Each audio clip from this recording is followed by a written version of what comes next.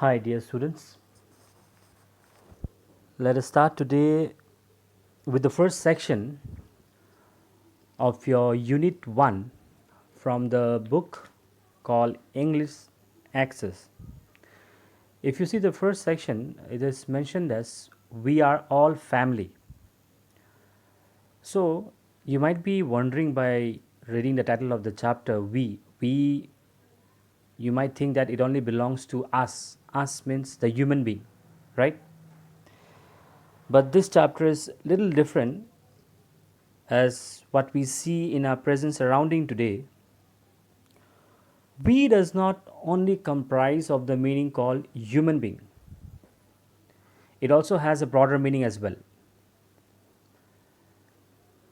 If you see, our ancestors, they really had a very close bond with the world of nature as compared to the modern man. Even though early man they hunted animals for food, but the general interaction was very much respectful and coexistence within one another.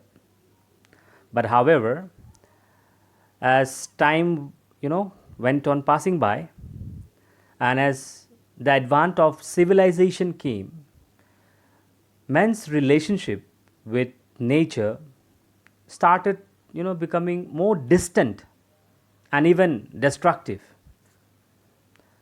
As the so called human being, we started adopting the role and attitude of being a dominant species. Animals were gradually reduced to an inferior position. At times, some of the animals were domesticated to serve man's need, whereas some others were adopted as companion, like we have at home pets and all. But even when we adopt as companion, no matter we treat them with warmth and affection, but we treat them with warmth and affection only when they suit into our terms and when they suit into our environment, which is safe and familiar. If we find this particular animal is fit or suitable for us, suitable for our environment, then we adopt them. But imagine what happens if one of them, say be it the man or the animal, is taken out of their familiar environment, and if they are placed in a they are placed in a close contact with the other and they are not in their own environment, then what will be the scenario? So this is what this chapter is telling us,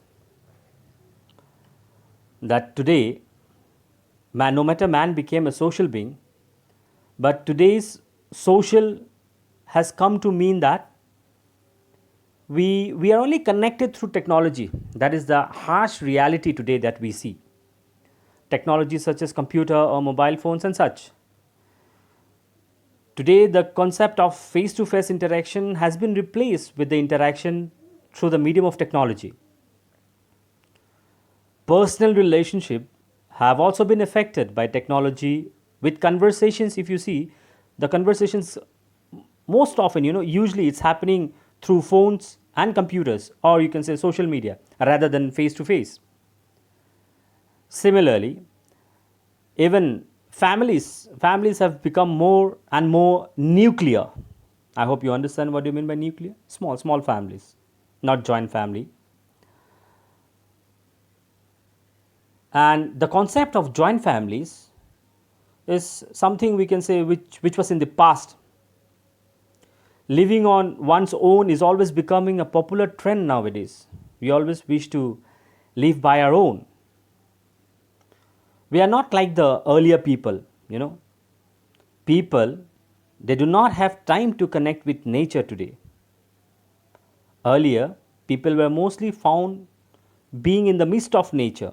But today, forget about nature. We don't have time to connect with our own people. We have become so busy, so immersed, I would say, in the race of our life, that we have nearly cut off from all the interactions which really makes up us a complete human being. Just having this physique of human being does not make a person human being. We human being, we are as if in a race, we are in a race to become superior. And in this race, what have we done? We are threatening the earth. And not only the earth, all the species, we treat them as inferior. Instead of protecting them, respecting them, we consider them to be inferior than us.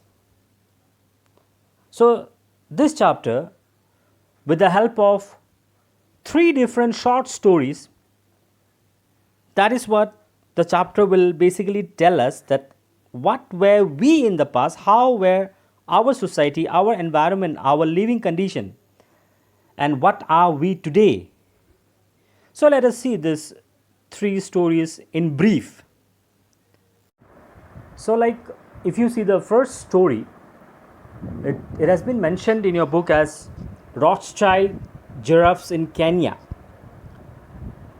In this particular story, we will find a family named as Carl Hartley's family. And this particular family, they grew up in the same town where they have been seeing or hearing about the giraffe sanctuary all throughout their lives. They would have known all about the previous owner, since they are grown up in the same environment with the giraffes. So they know about the previous owner, how they took care of the place, how happy they were to be there, and how the giraffes lived so well. So these images and experiences that they saw and heard right from the time they were kids have shaped their thoughts and nurtured their love for animals. I hope you're understanding what I mean. See, I'll tell you one example, something out of the book, but you can relate it. For example, very often, our environment, the type of environment that we live in, or our friend circle, I would say that, automatically it would happen knowingly or unknowingly. Many a times we tend to behave like the way where we are being brought up, or where we are being born. It happens with each one of us. So as I told you, this particular family, Carl Hartley's family, right from the time, as I told you, right from the time they were kids, they have grown up in this particular environment. They have grown up with the giraffes. So for them, it became much more, they were much more affirm with their belief that, it is all right to live with the animals. And this particular thing also rose a kind of interest in them to protect and continue the same tradition that involves nature and animals that we usually don't see in our day-to-day life. Now, if we go to the second story, where it is about Tippy, okay, a small girl, Tippy of the jungle, who is also known as, you might have seen in your earlier days when you were young, when you were in your classes 1, 2, 3 and so on, a particular cartoon character called Mowgli. So Tippy of the jungle, this particular girl Tippy, is no less than a Mowgli, the present day Mowgli, you can say that. So and the third story, which is mentioned in the book, is about Shaun among the wolves. So Tippy of the jungle and Shaun among the wolves, it's quite similar to one another, as they both lived with wild animals for some part of their lives. Whereas this Tippy, she lived with many wild animals, especially during her childhood. And Shaun opted to live with the wolves as a part of his research. Especially, he wanted to conduct research on the wolves because of the behavior of the wolves. But whatever it is, both Tippy and Sean, they were comfortable in the environment of these particular animals, and they were accepted as a part of wild family. They were not chased or attacked. Both lived in the wild for a significant amount of time, you can say, to observe or experience the animals in a very close proximity and understand their behavior. Both of them, they were able to become part of the surroundings and the wild animal family. They both were able to live in harmony with the animals, and they were also impressed by these animals right from their childhood days.